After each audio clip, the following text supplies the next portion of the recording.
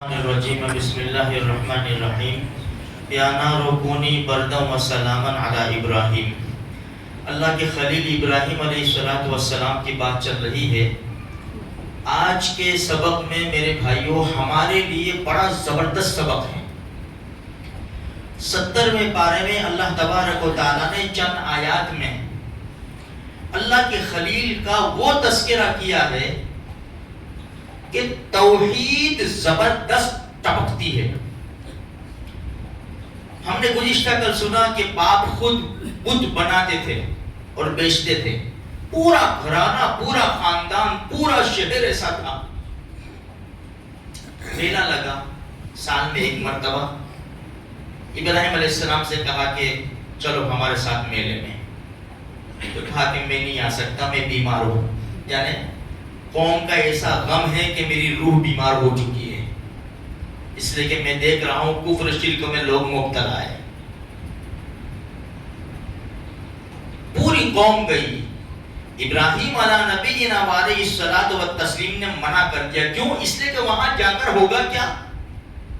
وہاں پوجا ہوگی، وہاں لوگ ہاتھ جوڑیں گے، سر جھکائیں گے۔ یہ تو اللہ کے خلیل تھے نا، بالکل انکار کر دیا۔ ہمارے لیے بہت بڑا سبق ہے۔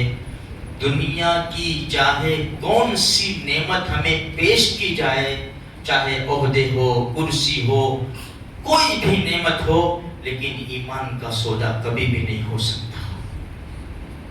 ہمیں کہے صرف تم تیلا لگا دو، ہمیں کہے صرف تم ہاتھ جوڑ لو آ کر مورتی کے سامنے، ہم تم کو ٹکٹ دے دیں گے، ہم تم کو جتوا دیں گے، ہم تم کو عہدے دے دیں گے، ہم تم کو کرسیاں دے دیں گے، تمہارے جو مسائل حل نہیں ہو رہے ہم پاس کروا دیں گے، کبھی بھی نہیں ہو سکتا۔ یہ کبھی بھی نہیں ہو سکتا میرے بھائیوں۔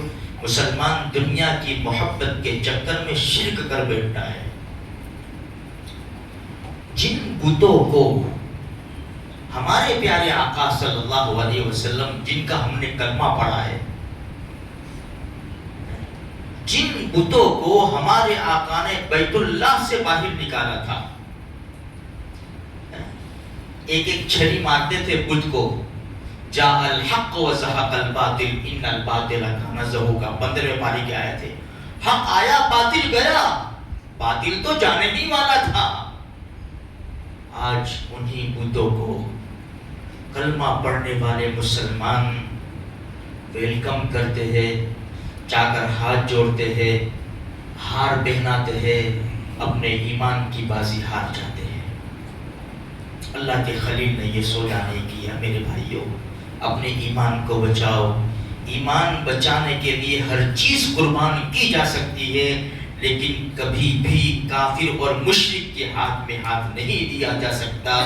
یہ اللہ کے خلیل کا پیغام ہے، یہ ہمارے نبی کا پیغام ہے، یہ دنیا کے کروڑوں اولیاء کرام کا پیغام ہے کہ کبھی بھی باطل طاقتوں کے سامنے اپنے ایمان کا سودا کبھی بھی نہیں ہو سکتا۔ ورنہ میں نہیں آنے والا۔ سب گئے تو بڑے بت خانے میں گئے، کسی کا ہاتھ، کسی کا پاؤں سب توڑ کے نے جو کلہاڑا تھا بڑے بت کے اوپر لگا دیا۔ نتیجہ یہ ہوا کہ ابراہیم علیہ السلام کو پکڑا گیا اور بہت بڑی آگ جلائی گئی، بہت بڑی، اتنی بڑی آگ تھی کہ اوپر سے پرندہ جاتا تھا، کئی دور سے جل کر راکھ ہو جاتا تھا۔ تفسیر میں عجیب عجیب باتیں لکھی، آئے بھی فرشتے، لیکن کہا کہ میرے رب کو معلوم ہے نا، مجھے کسی کی مدد کی ضرورت نہیں ہے۔ ڈالیں گے کیسے؟ شیطان آیا، گوفن بناؤ، گوفن بنا کے ڈالو، جو آج فلسطین والے استعمال کرتے ہیں، بٹھاؤ اور ڈالو ان کو۔